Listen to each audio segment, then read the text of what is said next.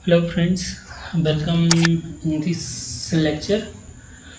इस लेक्चर में आज हम कुछ नया सीखेंगे। इसमें यह सीखना है कि जो रिक्वायर्ड हमारा स्टील है उसको कैसे कैलकुलेट करते हैं। ये क्वेश्चन दिया गया है।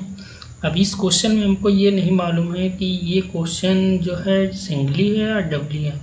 तो हम पहले इस समय ये पता करेंगे ये जो सेक्शन दिया गया है डबली रेनफोर्समेंट है और सिंगली रेनफोर्समेंट है।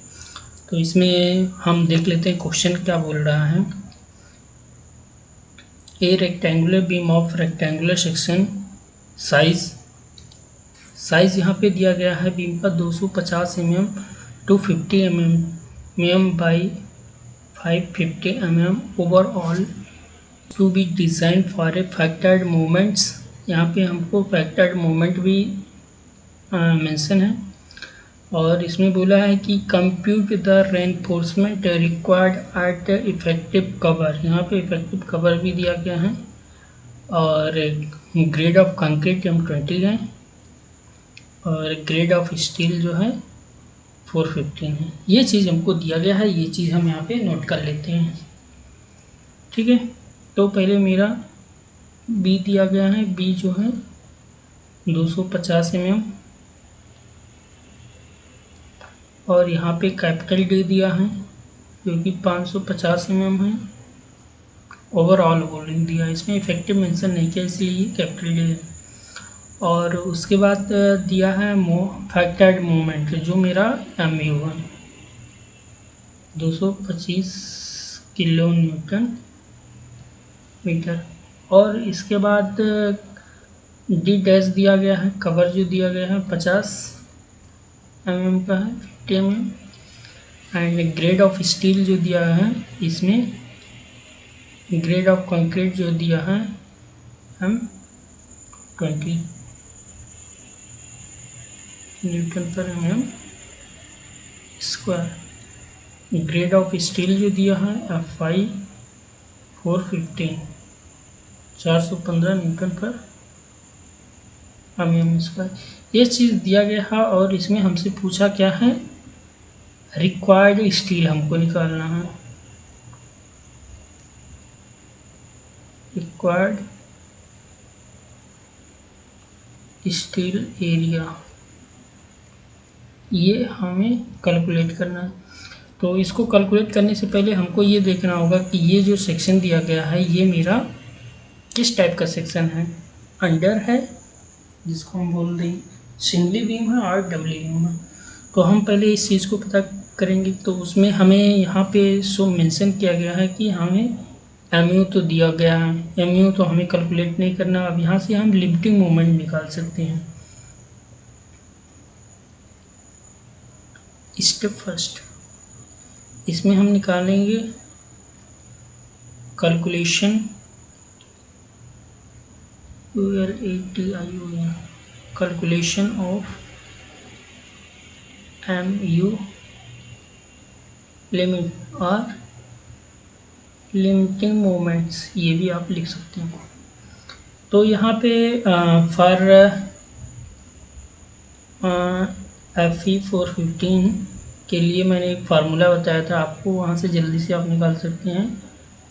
MU limit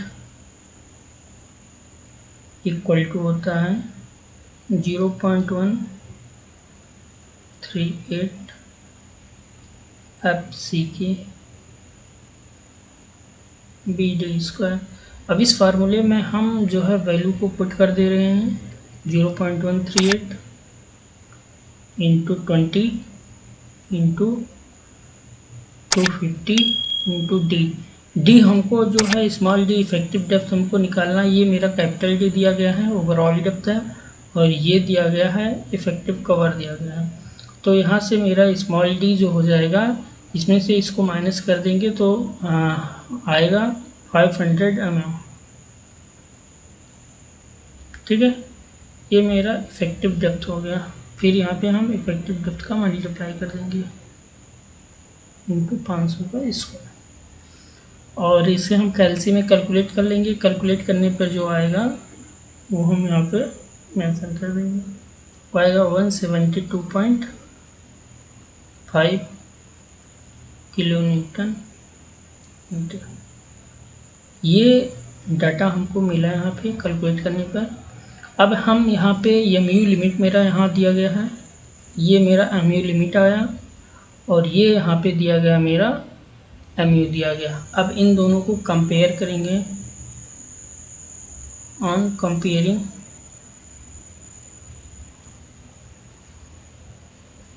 MU and MU limit IE, that is मेरा MU जो है ग्रेटर देन MU। इससे ये हो रहा है कि ये the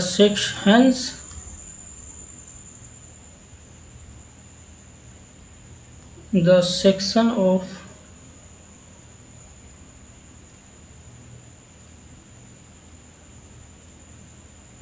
rectangular beam is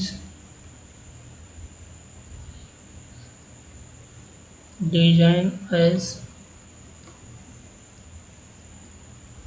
doubly reinforcement। ठीक है, तो इससे हमें जो है बीम डबली रेनफोर्समेंट की तरह हमको डिज़ाइन करना होगा।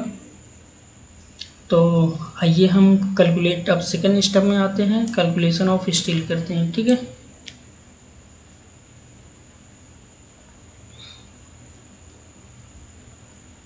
स्टेप 2।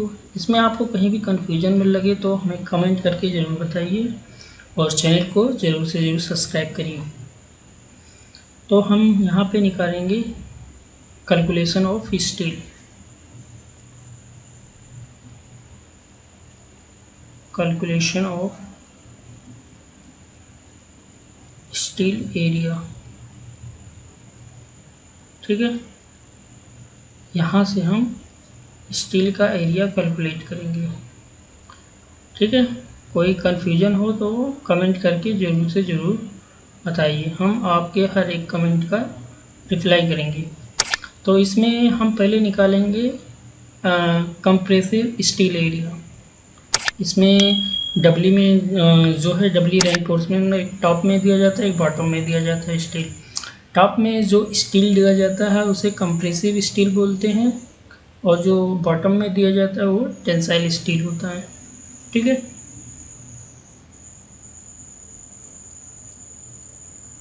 कंप्रेसिव स्टील एरिया जिसको हम डिनोट करते हैं ASC। ठीक है, हम इस में हम निकालेंगे कंप्रेसिव एरिया। ये अपने IS कोड में, फ्रॉम IS कोड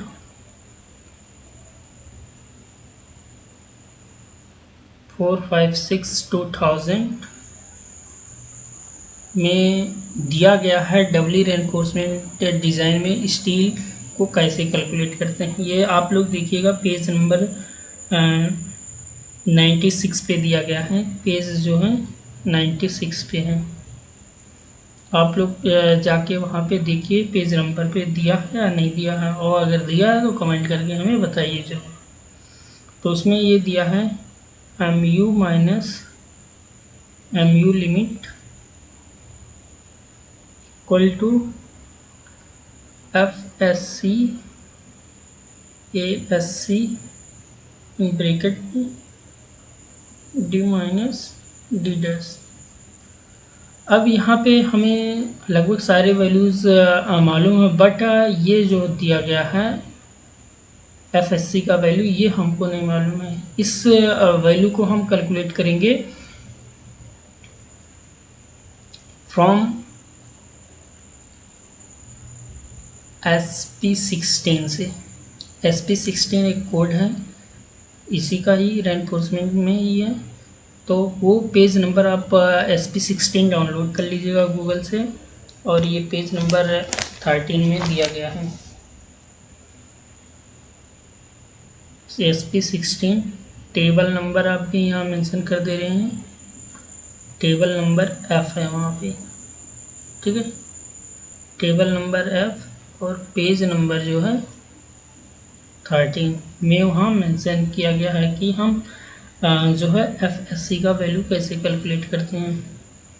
तो हम वहाँ एफएससी का वैल्यू कैलकुलेट करने से पहले हम डी डैश बाई डी का रेशियो निकालते हैं। तो डी डैश मेरा कितना है 50 है, और स्मॉल डी इफेक्टिव डेप्थ जो मेरा है 500 है। तो इसका रेशियो जो आ रहा है 0.1। ठीक है, अब इस रेशियो को टेबल में हम देखते हैं कि फॉर एफ टेबल में मेंशन दिया गया है 415 के लिए मेरा एफएससी का वैल्यू कितना होगा। तो हम कहाँ से देखेंगे, from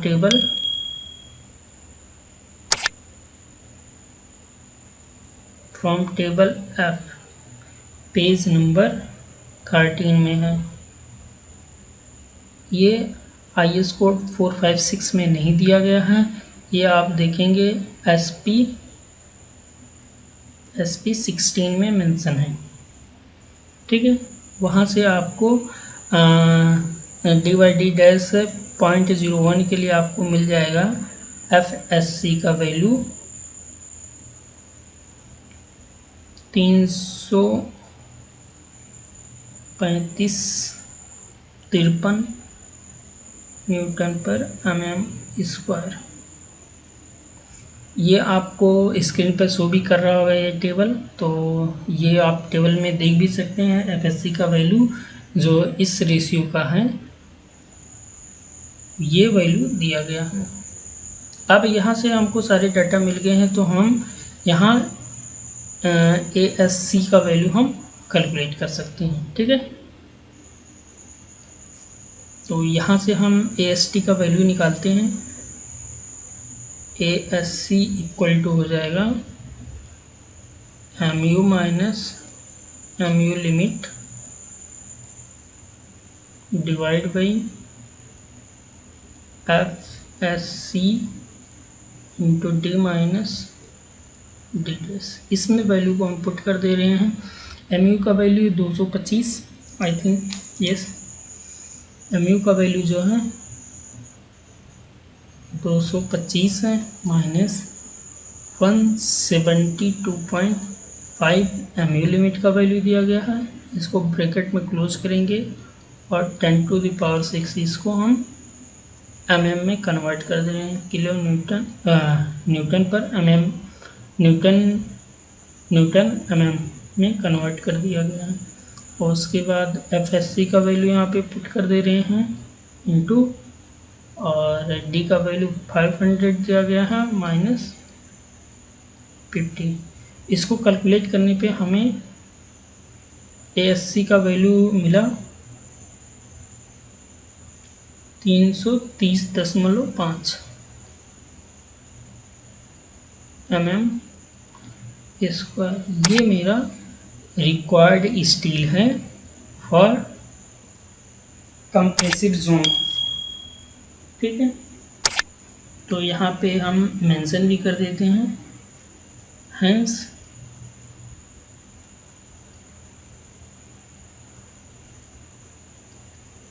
required steel area of compressive zone.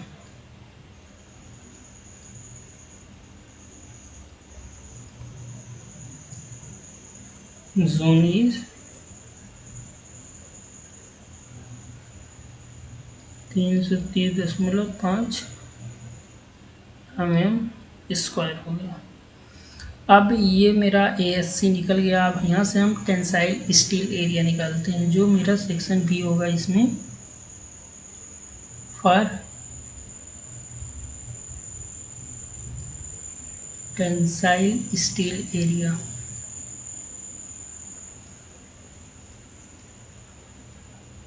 इसको डिनोट करते हैं AST। ठीक है, अब देखिए इसको कैसे निकालते हैं। फिर हम जाएंगे IS कोड में। IS कोड में डबली रेनफोर्समेंट के लिए एरिया ऑफ स्टील निकालने को दिया गया है कि टेंसाइल जोन में अगर है तो मेरा एरिया ऑफ स्टील कैसे निकालेंगे। तो यहाँ पे from IS code IS 456/2000 page number 96 में दिया गया है। वहाँ पे दिया है AST equal to AST1 plus AST2। तो यहाँ पे दो भाग में दिया गया है AST का वैल्यू निकालने के लिए, AST1 और AST2 करके दिया गया है। तो इसमें हम जो है AST1 का पहले कैलकुलेशन करेंगे, उसके बाद AST2 का कैलकुलेशन करेंगे। तो AST2 में वहाँ पे 96 पेज पे दिया भी गया है कि AST1 का वैल्यू जो है, जैसे हम सिंगली रेनफोर्समेंट बीम के लिए निकालते हैं एरिया ऑफ स्टील, वैसे ही सेम यहाँ पे डबली रेनफोर्समेंट AST1 का वैल्यू निकालते हैं, जो कि MU लिमिट पर बेस होता है। ठीक है, तो वहाँ पे भी एक फार्मूला दिया गया है, बट हम यहाँ एक दूसरा फार्मूला लगा रहे हैं, बहुत ही इजी है, जिससे आप परसेंटेज ऑफ स्टील भी निकाल सकते हैं डायरेक्ट, और एरिया ऑफ स्टील भी निकाल सकते हैं। तो इसका फार्मूला हम यहाँ पे मेंशन कर रहे हैं। ठीक है, ये देखिए यहाँ पे नोट कर रहे हैं, AST1 इक्वल टू हो जाएगा 0.5 FCK upon FY, bracket close करेंगे, ओपन करेंगे, minus root 1 minus 4.6 MU limit करेंगे। यहाँ पे MU ना लिख के यहाँ पे हम MU लिमिट करेंगे upon FCK BD square bracket close into B into D।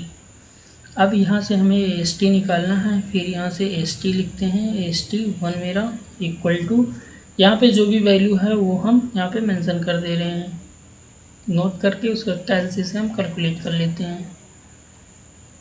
20/415 इन ब्रैकेट में 1 minus root 1 minus 4.6 into 172.5 into 10⁶ upon 20 into 250 into 500 into 250 into 500। तो इसको कैलकुलेट करने पे जो वैल्यू हमको मिल रहा है यहाँ पे, वो आ जा रहा है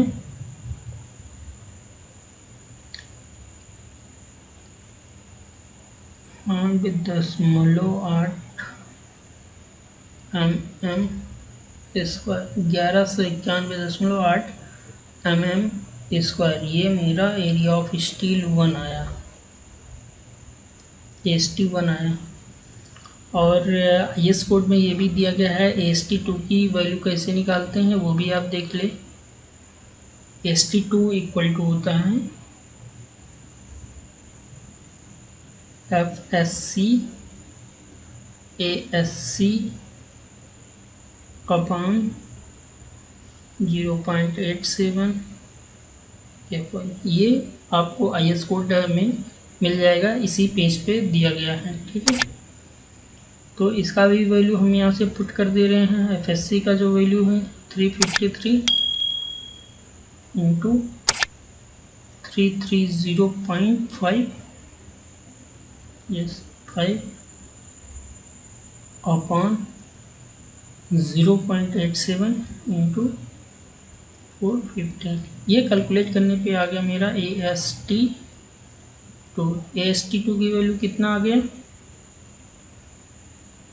313 mm स्क्वायर। अब मेरा AST1 और AST2 कैलकुलेट होके आ गया है। कोई कन्फ्यूजन हो तो आप लोग कमेंट करके बताइए, कोई भी दिक्कत हो इसमें तो बताइए, हम आपके कमेंट का भी रिप्लाई देंगे, आपके जो भी क्वेश्चन होंगे उसको रिजॉल्व करेंगे।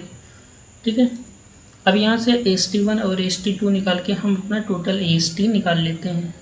तो यहाँ पे AST इक्वल टू मेरा हो जाएगा 1191.8 प्लस 323.13। तो इसको ऐड कर लेंगे और ऐड करने के बाद जो मेरा टोटल हो जाता है वो मेरा AST1 आ जा रहा है 1514.93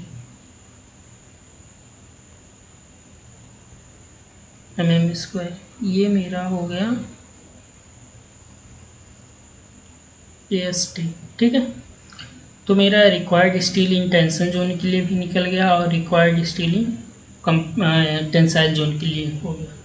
तो हम यहाँ पे जो मेरा क्वेश्चन मान लीजिए पेपर में आ गया सेमेस्टर में, तो वहाँ पे हम इस तरह लिख देंगे, hence required steel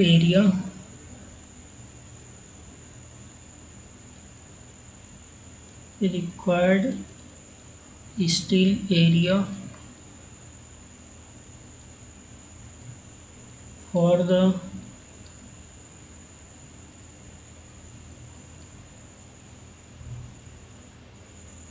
compressive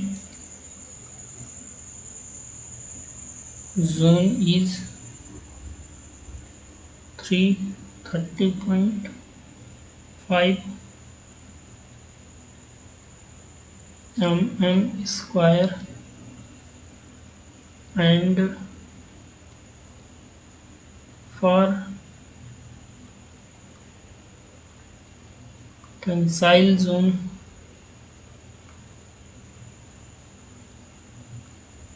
is 1514.93 mm²। इस तरीके से हम जवाब दे देंगे और हमको अच्छे नंबर भी मिल जाएंगे। ठीक है, कोई भी दिक्कत हो आप लोग हमें कमेंट करके बताइए, और एक बार ये फिर से आप देख लीजिए कैसे क्या किया गया है। यहाँ पे ये जो है डाटा दिया गया है, B कैपिटल D दिया गया था, वहाँ से हम इफेक्टिव डेप्थ ये निकाल ली है। FCK मेरा दिया गया है F और 15 निकाल लिया है, और यहाँ पे फैक्टर्ड मोमेंट भी दिया गया है, और हमसे पूछा रिक्वायर्ड स्टील एरिया कितना होगा।